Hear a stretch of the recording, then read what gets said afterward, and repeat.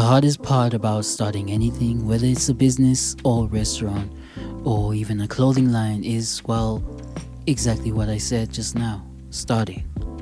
Everybody has goals and ideas and dreams as well as passions we all want to pursue, but a lot of us, and I'll speak mainly for myself because I don't know you personally, and I've always hated when people put me in a general bracket.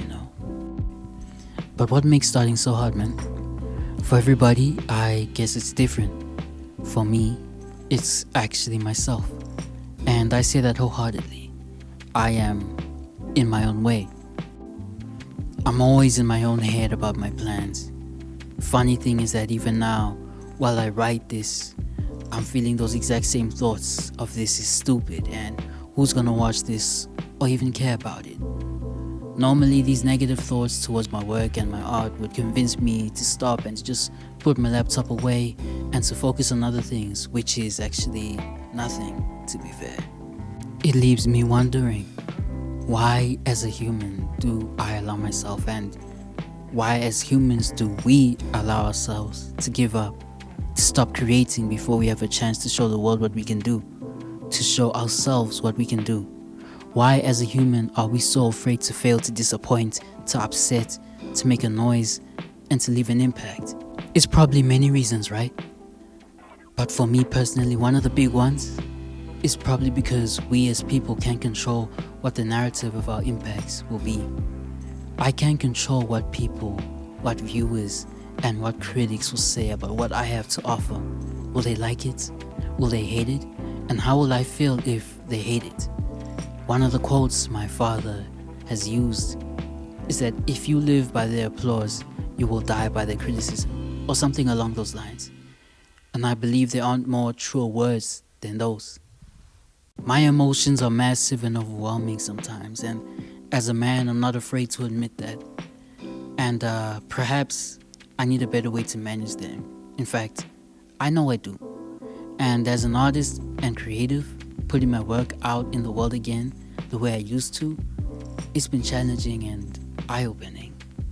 There's honestly no better way to deal with the fear of criticism than by putting out an emotionally vulnerable video on the internet and pretty much giving the world an open ability to talk about you and judge you, right? And I think that's super factual.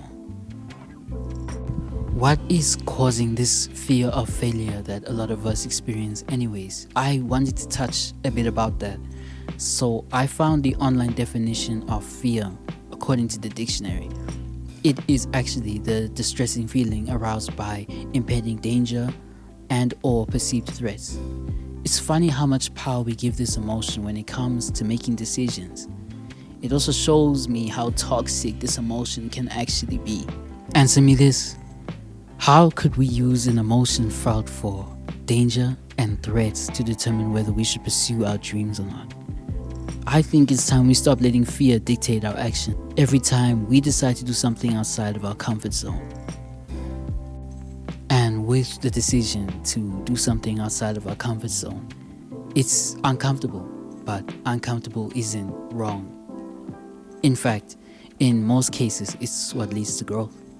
So if you're a rapper, as an example, with a song that you're afraid to release, drop it and let it do what it needs to do.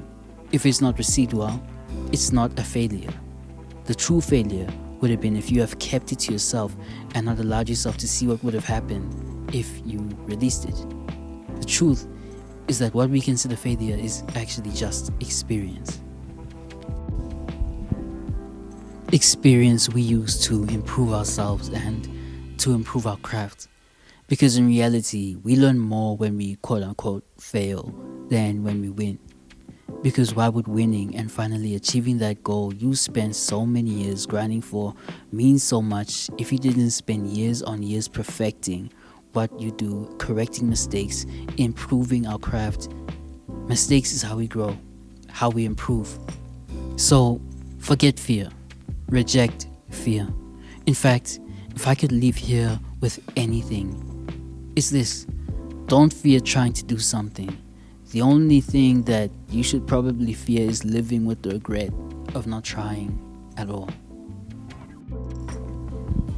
Maybe we'll leave it there for now. Hi, I'm D.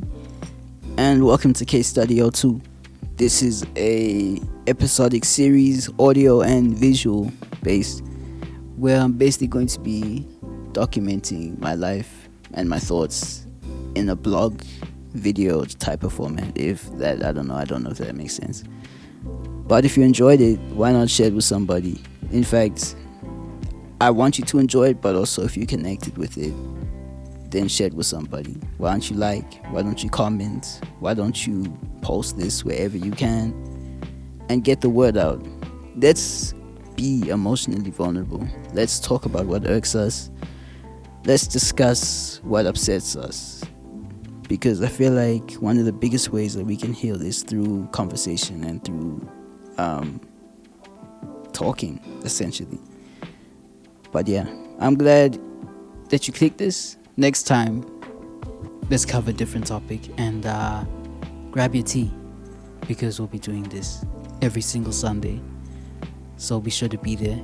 And yeah, I'll give you a bit of my brain and you can tell me what you think in the comments below. Be sure to share your thoughts on it. Much love, and I'll see you guys next week.